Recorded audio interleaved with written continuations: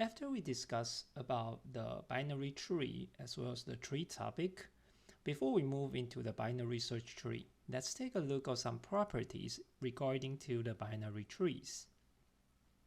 Saying that we have a binary tree, in order to find a way to output every single items in the tree exactly once, everyone have different ways of doing so. For example, if we take a look of this tree, one way may be 1, 2, 3, 4, 5, and 6, going from top down, left to right. There are many other choices. We can do 4, 2, 5, 1, 3, 6. We can also do 1, 2, 4, 5, 3, 6. There's probably almost infinite ways of doing so. Therefore, in order to make a professional or say a systematic way of doing the traversal orders, there are 3 major traversal methods that we want to discuss here today. These are the ways handling the binary trees, and there are 3 major approaches. One is what we call pre-order, one is what we call in order, and the last one is what we call the post-order. What's the difference between those? You will notice one thing: no matter it's pre-order, in order, or post-order, they all travel from consider the left side first and then goes to the right side. The difference between the 3 is that when do we want to output the items that we are looking at as the beginning node. And of course, in our binary tree examples, the first node is always considered as our root. So for pre-order, what it tries to talk about is that you want to print out the items that you are currently in and then take care of your left side of the child. Once all of your left childs are taken care of, you then go into the right side of the node and then taking care of the right children's. The English descriptions for pre-order as following: traverse the node itself first, then all nodes in the left subtree, then all nodes in the right subtree. For in order, we will travel all nodes in the left subtree, then the node itself and all nodes in the right subtree. For post order, indicating you need to handle all the nodes in the left subtree and then all the nodes on the right subtree and the node itself. Therefore, if we use the abbreviation, try to understand the process. Pre-order indicating V, which is printing out the node, go to the left side, go to the right side. In order indicating that the V is in between left and the right. Post order indicating you need to deal with all the children starting from the left side, go to the right side, and then the node itself. So let's take a look of how is this going to happen. The trees I showed you earlier consists of 6 nodes. So saying that we want to do the pre-order, indicating I will output the node that we are looking at first and then go to the left side, and once all the left childs are taken care of, I will work on the right side. So let's take a look of this. In the beginning, the root is always the first node. When we see V over here indicating I'm going to output a node of 1, so I will output the value and then travel to the left side. So now when we are looking at the node 1, once we go to the left side, we will go travel to the left node. In the left node, I will start printing out the node myself and then travel to the left node. So now we are in node 4. We will output the node, go to the left side. You know, although there is no node showed over here, that indicates the left child is a null value, the right child is another null value. So If we travel to the left side, since it's a null value, that means we don't need to output it, and there is no more left and the right child on that null value. So we are taking care of all of our left childs already for node 4. So we will handle the right child. Once we see this one, the same thing happen, node 4 is taken care of. That means for node 2, all the left childs are handled. We will be able to look into the right child. So we will come to node of 5, print it out 5, go to the left side, null, go to the right side, null. At that time, you can see all of the nodes for the root left side is done. So we will be able to work on the right side. For node 3, print it out the node 3 first, go to the left side, nothing there. We will go to the right side and then let the last node output, handle all the left and right since they are all null. That time, every single node has been outputted, every single node has been taken care of. That is going to be our pre-order traversal. For in-order traversal, you can see now we need to take care of the left side, print it out the node, go to the right side. Starting from the root, we will travel to the left side before we output anything. So now we are at node 2. Node 2 doing the same thing, go to node 4. And node 4 will try to go to the left child since it's null. There's nothing there, so we will be able to output node 4 as our very first output. After that, we will travel to the right side, understanding there's nothing over there. Come back to node 2. Since the left child has been taken care of, I'm able to output node 2. Go to the right side, node 5, node left, print it out node 5, go to the right side. At that time, every single thing for the root on the left side has been taken care of. So node 1 will go to the next phase, which is output node 1 over here. And it is time to move on to the right side. So come to node 3. Since there's nothing on the left, we will be able to output node 3 and then travel to the right side. So for node 6, try to go to node left node, nothing there, print it out 6, go to the right side. This is the in-order traversal. Finally, post-order. It will be similar, but we need to take care of all the children before we output the node of the root. And as this idea, you will understand the root 1 will be output in the last element. And therefore, if we look into this one, starting from the node 1, go to the left side, go to the node 2, and then travel to node 4, there's no left, there's no right, so you will be able to output the node 4 here as the very first output. Come back to node 2, we need to look into the right side of the child. So node 5 has no left, no right, printed out node 5 at this moment. Both children are taken care. Node 2 is time to output the 2 itself. Come back to node 1, we will travel to the right side of it and come to node 3. Since there is no left, but there is right, so we need to go to right node, which is 6 here. There's no left, no right, so we will be able to output the node 6 here and come back, output node 3, come back, output node of 1. This is our 3 methods of doing the traversals: pre-order, in-order, and post-order. You may wonder, how does that happen? In the easier way, today we will look into 2 different methods. The easier way is using the recursive approach. This is probably the 3rd time you heard me mention about recursions. And like I said, when we come to the recursion part, we will be able to look all of this in a very detailed way. But at this moment, I want you guys to see the pre-order code over here. So the reason we call it as a recursive method is inside of the function. It calls the function itself. Take a look of the very first one. Print pre-order is the function name. Provide the root node as the parameter. As long as root is not null, what is going to happen is, since this is pre-order, we will print it out the item first. So this is where we will be able to output the values. Notice that since the linked list node has one data part and two next part, one is left, one is right. So you see that inside of this function, this is where we will be able to access the data part, and this is where we're going to look into the left pointer and the right pointer.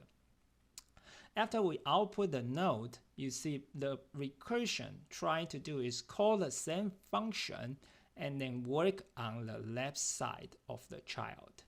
And this recursion will cause this whole function. The only difference is now it will look into the second node. It will output the node 2, and then seeing this one calling another function work on the node 4. So this is exactly what we call a recursive function. At this moment, I want you to be able to generate the pre-order, in-order, post-order output. If you can understand the code, great. If you don't worry. We will spend some time to look into this recursion approach later in the semester. You can see similar things for in-order and post-order. For in-order, you deal with the left child, print out data, go to the right child. Exactly as we mentioned, left, V, and the right. Post-order is the same thing, left, right, and then V, which is output the data. So for traversal approach, this is the example that we see for pre-order, in-order, and post-order. If we take a look of the place that the root has been output, pre-order, it will always print in the very beginning. Post-order, it will output the root in the very last element. In order, ideally, generally, it will be output inside of the printed out. So if you take a look of this bigger tree, it will be showing you similar things. Take a look of this tree carefully, because that is the assignment I want you guys to do today. I want you to look into this tree and then provide me your pre-order, in-order, and post-order output for this tree that I showed over here. It will be a little bit of challenging, but it will be a great practice for you guys to do. So if we don't want to use the recursive approach to do pre-order, in-order, and post-order, we then need to find a way to make it happen through a non-recursive way. And by doing so, the stack of the activation records need to be implemented. So a non-recursive version of the algorithm would have to use an explicit stack to remember these obligations, which indicating that we need to go to the left side first and then travel to the right side. And that is actually showing you an idea of the last in, first out property. So for a non-recursive pre-order traversal, recursion is a convenient way to postpone tasks that would be completed at a later time. For example, in pre-order, the task of traversaling the right subtree is postponed while the left subtree is being traversed. So you can see that this middle point over here is saying that since we need to travel to the left side and then go to the right side in the stack, we actually need to push right subtree into the stack first, and then we want to push the left subtree onto the stack later. Because since we push left subtree later, when we want to process it, we will process left subtree before the right subtree. That is the tricky part of the stack. To eliminate the recursion, you must use a stack to remember the postponed obligations. So let's take a look at this.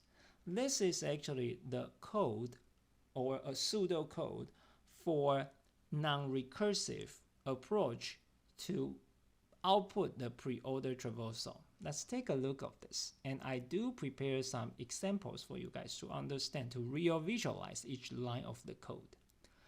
For stack S, saying that you create a stack.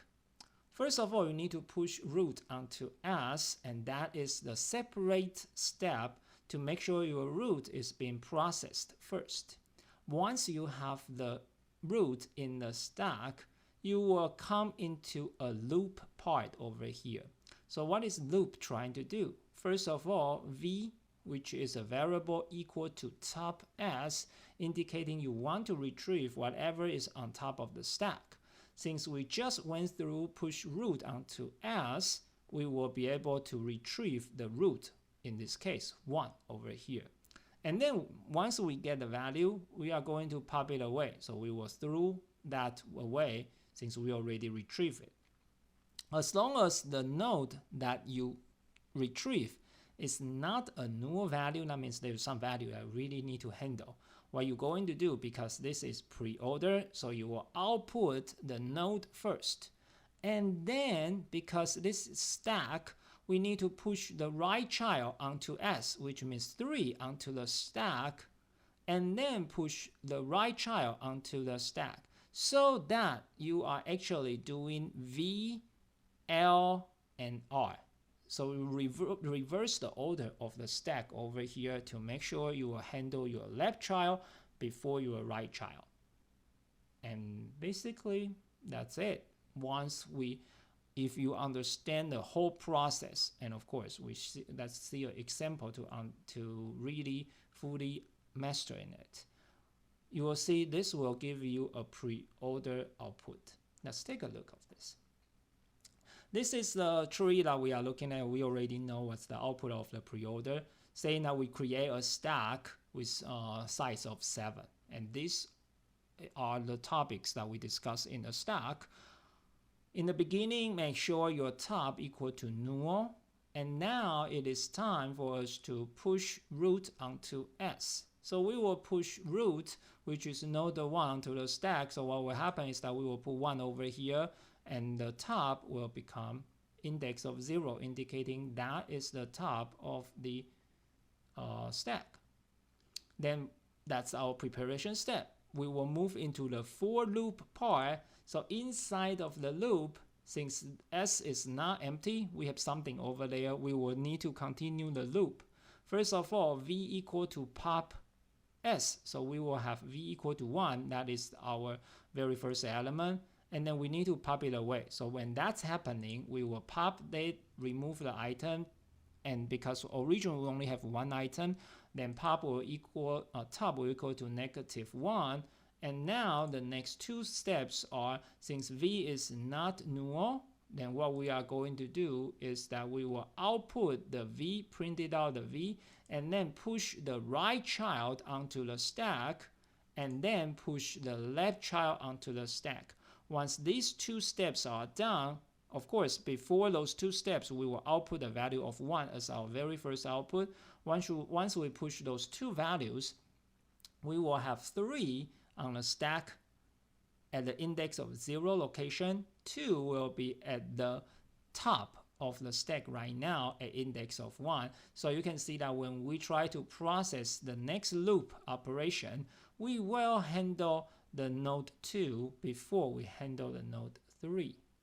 So once we come in here, of course, I have prepared the same concepts over here. You see the code is going to be this way, the repeat until S is empty. First of all, top, we get what's the value on top of it. We're going to pop it away. So we process it, we can remove it away. As long as it's not null, we do V, push R, push left over here.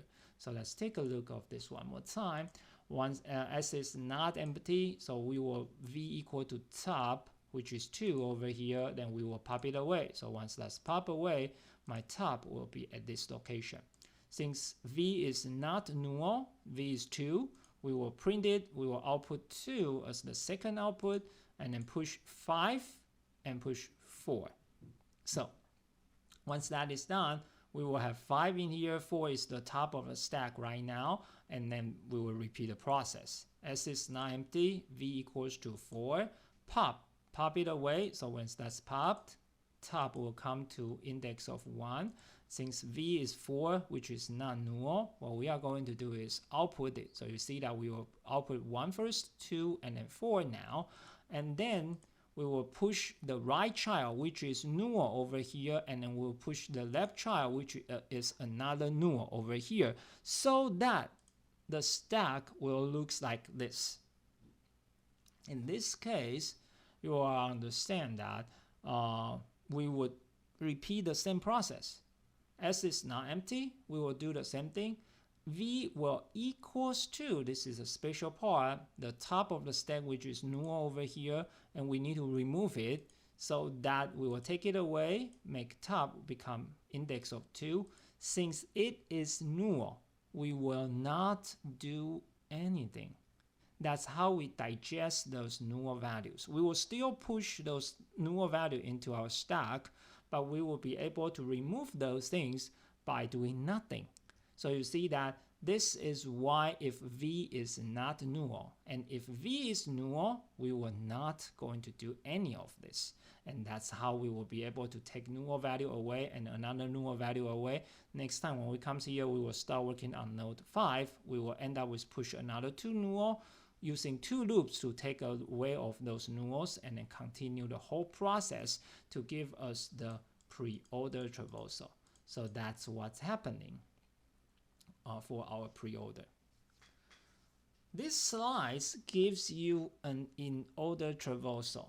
In-order, unlike pre-order, is actually even more difficult, because think about, for in-order, that means you need to look into the node, and you need to wait until you handle all of your left subtree. Once your left subtree is done, come back to the node for the second time. That's when you are going to output your node itself. So in order to remember that, this code takes additional steps to remember it's the first time seeing the node or it's the second time. So initially, all nodes set all nodes to the white. So this is like a flag. You can do 0 or 1 binary flag as it is. Doesn't matter. So what's happening over here is that everything will be white. And then when we try to do the same operations, if V is black, that means it's the second time that you see it, you print it.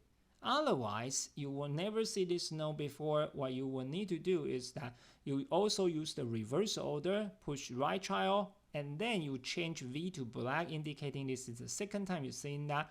Push the node onto the stack again because you want that node to be visited second time, and this time this is black, so you will be able to output the value and then push the left child onto S. So the reverse order would be left child first, node itself, and the right child. So it's a little bit more complicated. I'm not planning to show you as detail as what we see in the pre-order. I want you guys to spend some time, try to understand it. I have a feeling that I will put some bonus opportunities on the exam.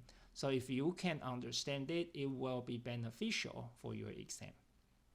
The last part I want to mention for the binary tree topics is a fourth way of finding all the outputs.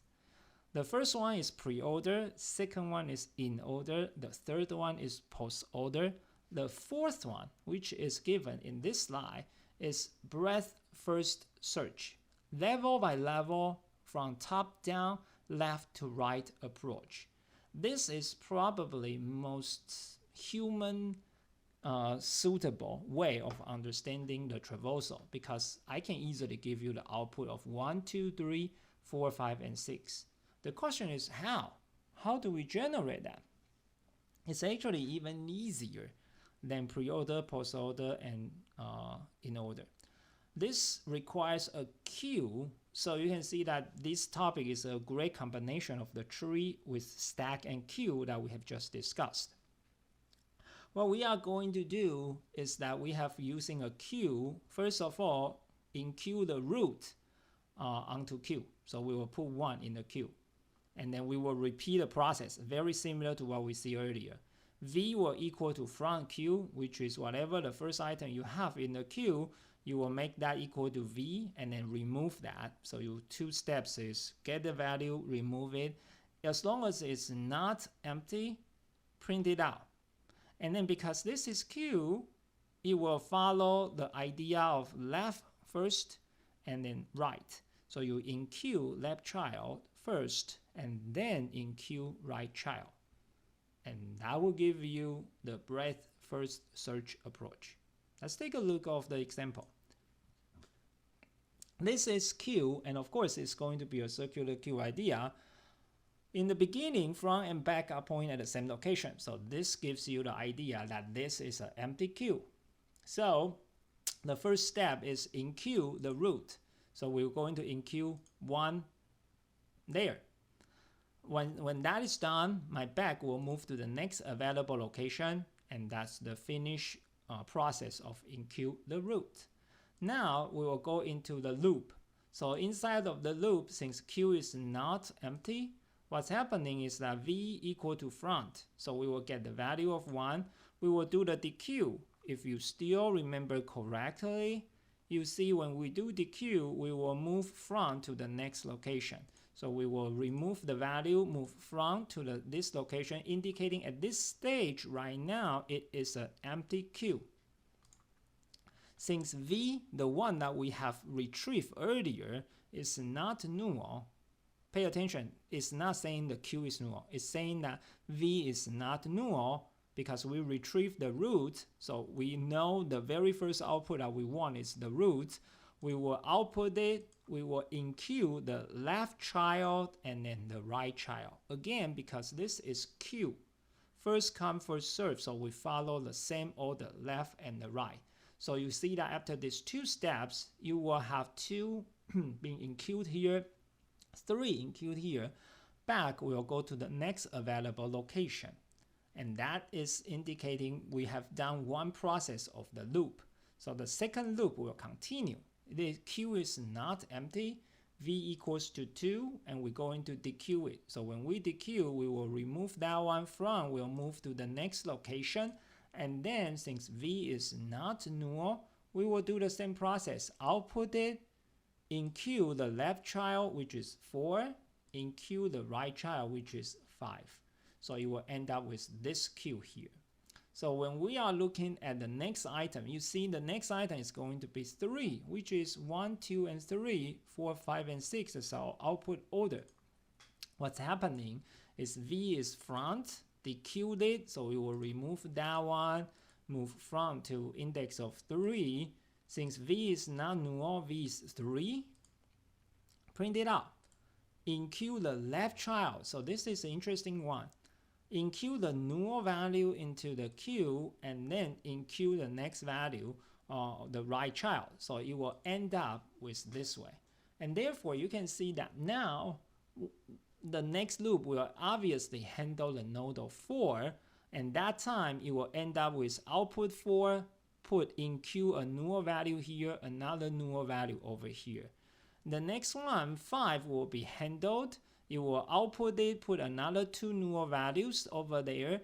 When the front comes to the null value, which is index of 5, it will do nothing. And that's again how we digest the null value here. And that will give you the breadth first search output for the traversal of the binary tree.